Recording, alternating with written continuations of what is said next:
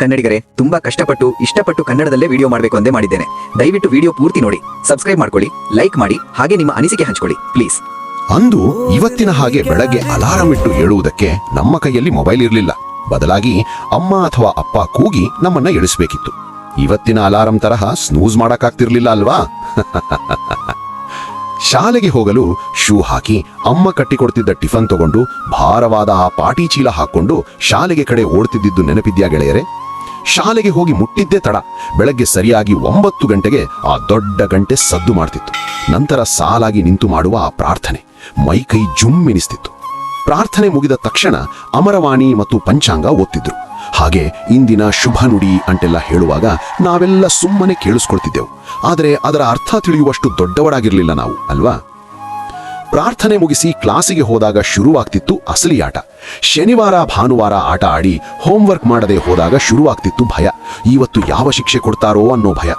ಮಾಸ್ತರು ನಮ್ಮ ಕಿವಿ ಹಿಂಡುವುದು, ಉಟಾಬಸಿ ತೆಗೆಸುವುದು, ಬೆಂಚ್ ಮೇಲೆ ನಿಲ್ಲಿಸುವುದು, ನಮ್ಮನ್ನು ಕ್ಲಾಸಿನಿಂದ ಹೊರಗೆ ಹಾಕುವುದು, ಇದೆಲ್ಲ ಕಾಮನ್ ಶಿಕ್ಷೆಗಳು. ಆದರೆ ಅದನ್ನು ನೋಡಿ ಪಕ್ಕದ ಕ್ಲಾಸ್ ಹುಡುಗಿಯರು ನಮ್ಮನ್ನು ನೋಡಿ ನಗ್ತಿದ್ದಿರಲ್ಲ, ಆ ಶಿಕ್ಷೆ ಆ ನೋವಿಗಿಂತ ಬೇರೇನೂ ದೊಡ್ಡದಾಗಿರ್ತಿರ್ಲಿಲ್ಲ. ಮುಖ ತಗ್ಗಿಸಿ ನಿಲ್ಲುತ್ತಿದ್ದ ಆ ಕ್ಷಣಗಳು ಇಂದಿಗೂ ನೆನಪಾದರೆ ಮುಗುಳ್ ನಗು ಬರುತ್ತೆ. ಆವಾಗ ನಮ್ಮ ಪಾಲಕರು ಬಂದು, ಮೇಷ್ಟ್ರೆ ಮತ್ತೆರಡು ಹೊಡೆದು ಬುದ್ಧಿ ಕಳಿಸಿ ಅವನಿಗೆ ಅಂತ ಹೇಳ್ತಿದ್ರೆ ವಿನಃ ಯಾಕೆ ಹೊಡೆದ್ರಿ ಅಂತ ಕೇಳಕ್ ಬರಲ್ಲ ಆಗಿತ್ತು, ಅಲ್ವಾ? ಮಧ್ಯಾಹ್ನ ಬೆಲ್ಲಾದ ತಕ್ಷಣ ಎಲ್ಲರೂ ಕೈ ತೊಳೆಯಲು ಓಡ್ತಿದ್ದೆವು. ಮರದ ಕೆಳಗೆ ಎಲ್ಲರೂ ಸರ್ಕಲ್ ತರಹ ಕುಳಿತು ಒಬ್ಬರ ತಟ್ಟೆಯಿಂದ ಇನ್ನೊಬ್ಬರು ಊಟ ಹಂಚಿಕೊಂಡು ತಿನ್ನುವ ಮಜವೇ ಬೇರೆ. ಯಾರ ಮನೆಯಲ್ಲಿ ಸ್ಪೆಷಲ್ ಅಡುಗೆ ಇದೆ ಎಂದು ಮೊದಲೇ ಗೊತ್ತಾಗಿರ್ತಿತ್ತು. ಶಾಲೆಯಲ್ಲಂತೂ ಪಿಟಿ ಕ್ಲಾಸ್ ಅಂದ್ರೆ ನಮಗೆ ಹಬ್ಬವೋ ಹಬ್ಬ. ಆಟ ಆಡಲು ಸಿಗುತ್ತಿದ್ದ 40 ನಿಮಿಷಗಳಿಗಾಗಿ ಇಡೀ ವಾರ ಕಾಯ್ತಿದ್ದೆವು. ಅದೂ ಕೂಡ ಕೆಲವೊಮ್ಮೆ ಸಿಲೆಬಸ್ ಮುಗಿದಿಲ್ಲ ಅಂತ ಗಣಿತ ಕ್ಲಾಸ್ ತಗೋತಿದ್ರು.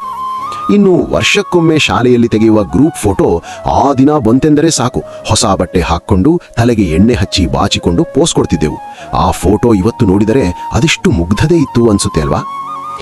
ಸಂಜೆ ಶಾಲೆಯಿಂದ ಬಂದ ಮೇಲೆ ₹1 ಹಿಡಿದು ಬಾಡಿಗೆ ಸೈಕಲ್ ಅಂಗಡಿಗೆ ಓಡ್ತಿದ್ದೆವು. ಅರ್ಧ ಗಂಟೆ ಸೈಕಲ್ ತುಳಿಯಲು ಸಿಗುತ್ತಿದ್ದ ಆ ಖುಷಿ ಇವತ್ತಿನ ಮರ್ಸಿಡೀಸ್ ಕಾರ್ನಲ್ಲೂ ಇಲ್ಲ. ಬೀದಿಯಲ್ಲಿ ಹುಡುಗರೆಲ್ಲ ಸೇರಿ ಬುಗುರಿ ಆಡ್ತಿದ್ದರೆ ಹುಡುಗಿಯರು ಮನೆಯ ಮುಂದೆ ರಂಗೋಲಿ ಆಟ ಮತ್ತು ಕುಂಟೆಬಿಲ್ಲೆ ಆಡ್ತಿದ್ರು. ಇನ್ನು ಬೇಸಿಗೆ ರಜೆ ಬಂತೆಂದರೆ ಸಾಕು, ಅಜ್ಜಿ ಮನೆಗೆ ಪಯಣ. ಮಧ್ಯಾಹ್ನ ಬಿಸಿಲಿನಲ್ಲಿ ಯಾರಿಗೂ ತಿಳಿಯದಂತೆ ಬೇರೆಯವರ ತೋಟದ ಮಾವಿನ ಮರಕ್ಕೆ ಕಲ್ಲು ಹೊಡೆಯುವುದು, ಆ ಮಾವಿನಕಾಯಿ ತಿಂದ ಮೇಲೆ ಸಿಗುತ್ತಿದ್ದ ಆ ತೃಪ್ತಿ. ಮಾಲೀಕರು ಬೆನ್ನಟ್ಟಿಕೊಂಡು ಬಂದಾಗ ನಾವು ಓಡ್ತಿದ್ದ ವೇಗ ಪಿಟಿ ಉಷಾಗಿಂತ ಕಮ್ಮಿ ಇರ್ತಿರ್ಲಿಲ್ಲ. ಇನ್ನು ಮಳೆಗಾಲ ಬಂತೆಂದರೆ ಸಾಕು, ತೂತಾದ ಹಳೆಯ ಕೊಡೆ ಹಿಡಿದು ಶಾಲೆಗೆ ಹೋಗುವುದು ಒಂದು ಸಾಹಸ.